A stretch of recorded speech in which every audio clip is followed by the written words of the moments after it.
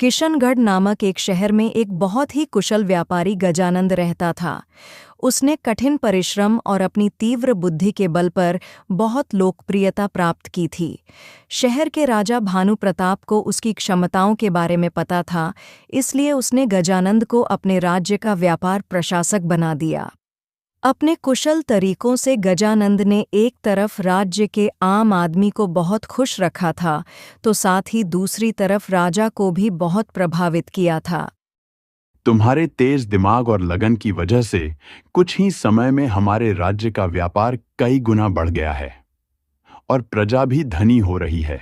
ये तो आपका बड़प्पन है महाराज, जो आपने मुझे राज्य और प्रजा की सेवा करने का अवसर प्रदान किया। आपकी कृपा से मैंने अपनी बेटी का विवाह तय किया है। मैं आपको और पूरे राज परिवार को सादर आमंत्रित करने आया हूं। मेरी बेटी की इच्छा है कि महाराज उसके विवाह में आएं और उसे आशीर्वाद दें। अरे वाह गजानंद, ये तो बड़ी खुशी की बात है। तुम निश्चिंत रहो, हम तुम्हारी पुत्री के विवाह में अवश्य उपस्थित होंगे। कुछ दिनों बाद नियत तय किए हुए मुहूर्त पर व्यापारी ने अपनी पुत्री का विवाह किया। विवाह समारोह बड़ा ही आकर्षक एवं भव्य था। सारा नगर सजाया गया था। स्वागत के लिए सुसज्जित हाथी, घोड़े एवं कई प्रकार के कार्यक्रम प्रस्तुत थे। इस उपलक्ष्य पर उसने एक बहुत बड़े भोज का आयोजन किया।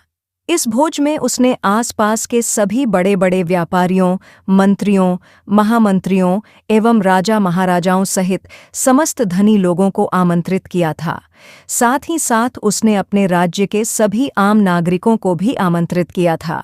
विवाह के दौरान उसने सभी को बहुत सम्मान दिया और सभी मेहमानों को आभूषण और कई तरह के आकर्षक उपहार दिए। कार्यक्रम चल ही रहा था कि तभी राजघराने का एक सेवक, जो महल में झाड़ू लगाता था, वह भी इस भोज में शामिल हुआ, मगर गलती से वह एक ऐसी कुर्सी पर बैठ गया जो राज परिवार के लिए नियत थी। यह देख आसपास के सभी लोग उसकी हंसी उड़ाने लगे। सेवक कुछ समझ पाता इससे पहले व्यापारी वहां पहुंच गया और यह दृश्य देख वह आग बबूला हो गया और सेवक पर चिल्लाया, अरे मूर्ख, ये तू क्या कर रहा है? जरा नजर उठा के अपने चारों तरफ देख, कैसे सब तेरी मूर्खता पर हंस रहे हैं। तू जीवन भर नौकर का नौकर ही रहेगा नालायक। तुझे जरा भी मान अपमान की चिंता नहीं है। तुझे पता भी है कि जहां तू इतने ठाठ से बैठा है, वह स्थान राज परिवार के लिए नियत है। तूने न केवल अपना अपमान किया है, बल्कि सभी मेहमानों के सामने मेरी भी मानहानि करने में कोई कसर नहीं छोड़ी है। बता मूर्ख, तुझे क्या दंड दूं? बता। क्षमा करें सेठ जी, क्षमा करें। मैंने ये सब जानबूझकर नहीं किया। मैं ऐसी गलती जानबूझकर क्यों करूंगा? मैं स्वयं ही सबके समक्ष अपना अपमान क्यों करवाऊंगा? मुझे पता नहीं था कि यह स्थान राजकुटुंब के लिए नियत है। अगर पता होता तो मैं यहां कभी न बैठता। आप सबके सामने मेरा अपमान करके ठीक नहीं कर रहे हैं। मुझसे जो भी अपराध हुआ है, कृपया उसके लिए मुझे क्षमा करें। और इस प्रकार गजानंद ने सबके सामने ही नौकर को खूब खरी खोटी सुनाई। नौकर ने विनम्रतापूर्वक गजानंद से कई बार क्षमा मांगी। उसने इस अपराध के लिए व्यापारी के पैर भी पकड़े ताकि वह सबके समक्ष उसकी इतनी बेइज्जती न करे, पर गजानंद मानने वाला कहाँ था। उसने गुस्से में नौकर का बहुत अपमान किया और समारोह से बहुत ही अनादर के साथ भगा दिया। तेरी इतनी हिम्मत कि तू मुझे बताएगा कि क्या सही है और क्या गलत? मूर्ख, क्या तेरे अंदर इतनी भी बुद्धि नहीं है कि तू भेद कर सके कि राजकुटुंब के स्थान और आम प्रजा के बैठने के स्थान में क्या अंतर होता है? पहले तो तूने इतना बड़ा अपराध किया है और सबके सामने मुझसे जबान चला रहा है। सैनिकों, इस मूर्ख नौकर को यहाँ से उठाकर बाहर फेंक दो। इस प्रकार नौकर के बहुत विनती करने के बाद भी व्यापारी ने उसकी एक ना सुनी और सबके सामने बहुत ही अपमान पूर्वक सिपाहियों से कहकर उसे विवाह समारोह से बाहर फिकवा दिया। नौकर उस समारोह से तो चला गया, पर वह अपना अपमान न भूल सका। उसने व्यापारी को सबक सिखाने की ठान ली। ये सेठ ने मेरे साथ ठीक नहीं किया। इस व्यापारी को अपनी दौलत का और अपने बड़े होने का बहुत घमंड है। मैंने भी इसका घमंड नहीं तोड़ा तो मेरा नाम मंगरूलाल नहीं। इसको लगता है कि इसके सिर पर महाराज का हाथ है। मैंने अगर महाराज के ही हाथों इसका अपमान नहीं करवाया और राजमहल से इसका बहिष्कार नहीं करवाया तो कभी किसी को अपना मुंह नहीं दिखाऊंगा। आखिर ये अपने आप को समझता क्या है? इतनी क्षमा मांगने के बाद भी कितने अपमानपूर्वक मुझे समारोह से भगा दिया। मैंने भी इसको सबक सिखाए बिना चैन से नहीं बैठूंगा। हे भगवान, कैसा जमाना आ गया है जब राजमहल में ही ऐसा अपराध हो रहा है और कोई कुछ नहीं कर रहा तो राज्य की और आम प्रजा की तो कौन ही पूछे। बताओ, यहाँ राजमहल के अंदर ही एक मामूली सा व्यापारी सबके सामने महारानी के साथ अभद्रता का व्यवहार कर रहा है और महाराज चुप है। क्या महाराज को इस बारे में कुछ पता ही नहीं होगा? सब कुछ जानते हुए भी महाराज जब उस व्यापारी को इतनी छूट दे रहे हैं तो राम जाने अब आगे क्या होगा। क्या बोल रहा है? ये तू क्या बकवास कर रहा है मूर्ख? कहीं तेरी बुद्धि तो नहीं फिर गई है जो तू ये सब बड़बड़ा रहा है? कैसी उल्टी सीधी बातें कर रहा है? क्या व्यापारी ने सच में ऐसा किया है क्या उसने महारानी के साथ दुर्व्यवहार किया है? अगर ऐसा है तो मुझे अब तक पता कैसे नहीं चला? क्षमा करे महाराज, क्षमा करे। मैं तो ऐसे ही उल्टी सीधी बातें बोल रहा हूं। कल रात को मैं ठीक से सो नहीं पाया था, इसलिए आज सुबह से ही जाने क्या क्या भुनभुना रहा हूं। मेरा दिमाग खराब हो गया है जो ये सब बकवास कर रहा हूं। कृपया मुझे क्षमा करे। भाग जा मूर्ख यहां से। कहीं इसकी बातें सच हुई तो? नहीं गजानंद ऐसा नहीं कर सकता। वो तो बेचारा सीधा साधा है। लेकिन कहीं अगर इस नौकर की बात सच निकली तो फिर तो मैं किसी को मुंह दिखाने लायक नहीं रह जाऊंगा। सारे राज्य का और प्रजा का मुझ पर से भरोसा उठ जाएगा। फिर सब यही कहेंगे कि महाराज को तो ये भी नहीं पता कि राजमहल में क्या हो रहा है, तो उन्हें हम जैसे आम लोगों के घर की समस्याओं के बारे में तो क्या पता रहेगा। नहीं मुझे जल्दी ही कुछ न कुछ करना होगा। सैनिकों, हमारा आदेश है कि व्यापारी गजानंद के राजमहल में निरंकुश घूमने पर पाबंदी लगा दी जाए। वे जब चाहे जब अपनी इच्छा से महल में नहीं घूम सकते। उन्हें जहां भी जाना होगा हमसे आज्ञा लेकर ही जाना होगा। हमारी बिना आज्ञा के वे कहीं नहीं आ जा सकते। इतना कहकर राजा वहां से चला गया। सैनिकों को समझ नहीं आया कि आखिर गजानन से ऐसा कौन सा अपराध हुआ है जो महाराज ने उसे ऐसा दंड दिया है। कुछ दिनों बाद जब गजानन महल में आता है, जैसे ही वह महल के अंदर प्रवेश करने की कोशिश करता है तो सैनिक उसे रोक देते हैं और कहते हैं कि महाराज का आदेश है कि आप अंदर नहीं आ सकते। गजानन के कारण पूछने पर वे कहते हैं कि उन्हें कुछ नहीं पता, उन्हें बस महाराज की आज्ञा का पालन करना है। गजानन ने बहुत बार कोशिश की परंतु सैनिकों ने उसे अंदर नहीं आने दिया। आखिरकार परेशान होकर वह वहां से चला जाता है और घर जाकर बहुत सोचता है कि आखिर ऐसा भी क्या हुआ जो महाराज ने ऐसा निर्णय लिया।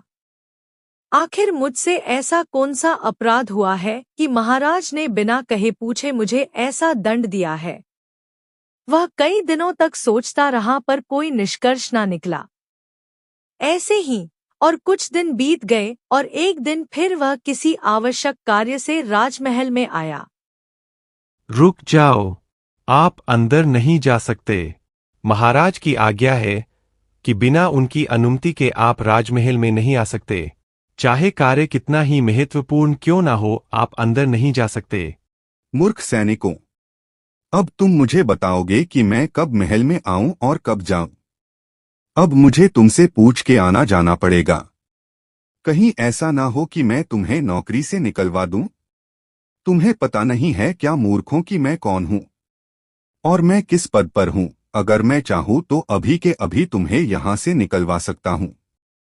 अरे हा, तुम्हें पता नहीं है सैनिकों कि ये कौन है। लगता है कि तुमने इन्हें पहचाना नहीं। ये इस राज्य के सबसे धनी व्यापारी गजानन जी है, जिन्हें महाराज ने स्वयं इस राज्य का व्यापार प्रशासक बनाया है। तुमने अगर इनकी बात नहीं मानी तो ये तुम्हें भी यहां से निकलवा देंगे, जैसे इन्होंने मुझे अपनी पुत्री के विवाह समारोह से निकलवाया था। हाँ, इनकी बात मान लो, इसी में तुम्हारी भलाई है। आप चाहे कोई भी हो, हमें महाराज ने स्वयं आदेश दिया है कि हम बिना उनकी आज्ञा के आपको राजमहल में ना आने दे। आप भले ही हमें नौकरी से ही क्यों ना निकलवा दे, हम आपको अंदर नहीं जाने दे सकते। नौकर के यूं बोलते ही व्यापारी को सब समझ आ गया कि आखिर माजरा क्या है। वह अब सब कुछ समझ चुका था कि ये सब नौकर का किया धरा है। वह समझ चुका था कि नौकर अपने अपमान का बदला ले रहा है जो व्यापारी ने अपनी बेटी के विवाह में किया था। व्यापारी चुपचाप अपने घर चला गया। परंतु व्यापारी बहुत ही चतुर व्यक्ति था। वह चुप बैठने वाला कहाँ था। उसने इस समस्या का समाधान करने के लिए एक युक्ति निकाली। कुछ दिनों बाद उसने नौकर को सपरिवार बहुत ही आदर के साथ अपने घर भोज पर बुलावा भेजा। नौकर ने सोचा कि शायद व्यापारी को अपनी गलती का एहसास हो गया है, इसलिए वह अपने पूरे परिवार के साथ व्यापारी के घर भोज पर गया। व्यापारी ने नौकर का बहुत ही आदर सत्कार किया और बहुत ही सम्मान पूर्वक उसे भोजन कराया। भोजन तो बहुत ही स्वादिष्ट है सेठ जी। ऐसा भोजन तो मैंने अपने पूरे जीवन में कभी नहीं किया, और जो मान सम्मान आपने मुझे दिया है, ऐसा सम्मान भी किसी ने नहीं किया। परंतु सेठ जी, मेरे एक बात समझ में नहीं आ रही कि मेरे साथ भोजन करने में और मेरा सम्मान करने में आपकी मानहानि नहीं हो रही है। उस दिन तो आपने मुझे बड़े ही अनादर के साथ यहाँ से भगा दिया था, फिर आज इतना मान सम्मान क्यों? अरे मंगरू, तुम भी क्या उस बात को लेके बैठे गए? तुम तो जानते ही हो कि मुझे पूरे राज्य का व्यापार कार्य संभालना पड़ता है। इतना ही नहीं, मुझे स्वयं का निजी व्यापार भी देखना पड़ता है जो विदेशों तक फैला हुआ है। इन सब के अलावा फिर मेरी पुत्री के विवाह समारोह की अनेकों चिंताएं थी। मुझे स्वयं भी याद नहीं है कि मैंने उस दिन तुम्हें अनजाने में क्या क्या कहा। तुम तो स्वयं जानते हो मंगरू की शादी ब्याह के अवसर पर कितनी चिंताएं रहती है। उस दिन जो भी हुआ उसका मुझे बहुत पश्चाताप है मंगरू। मैंने जाने अनजाने में तुम्हारा अपमान किया है, उसके लिए मैं क्षमा प्रार्थी हूँ। मुझे तुम्हारे साथ वैसा व्यवहार नहीं करना चाहिए था। नहीं नहीं सेठ जी, आपको मुझसे क्षमा मांगने की आवश्यकता नहीं है। आपको आपकी भूल का स्मरण हो गया है और आपने मुझे इतना मान सम्मान दिया, मेरे लिए इतना ही काफी है। मैंने भी अपमान की आग में जलते हुए एक अपराध कर दिया है।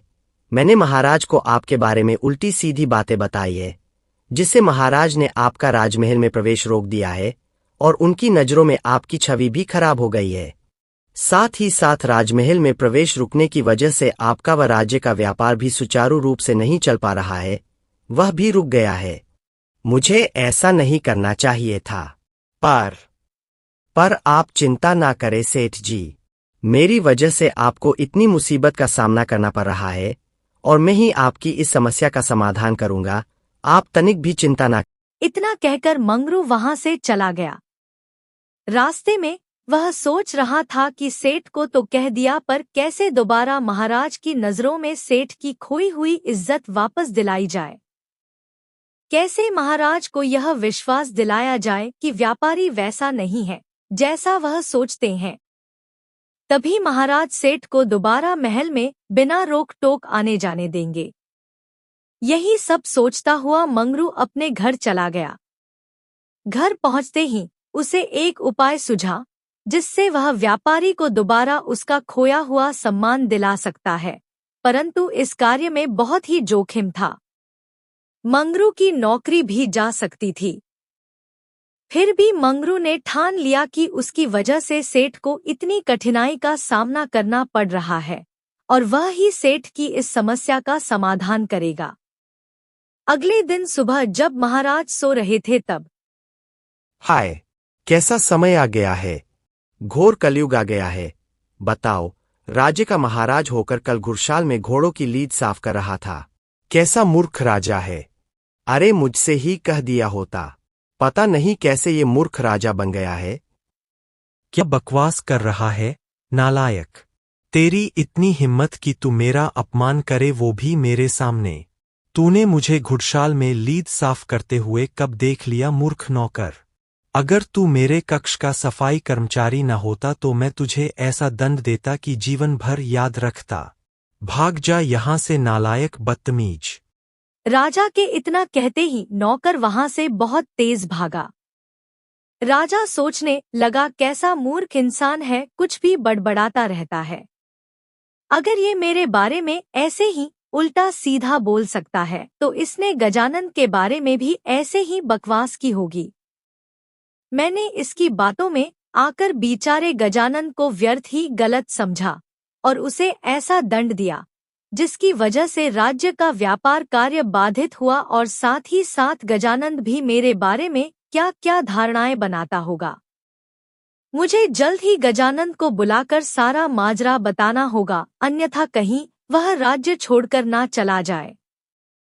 उसने सैनिकों से कहा कि वे जल्द से जल्द गजानन को बुलाकर लाएं।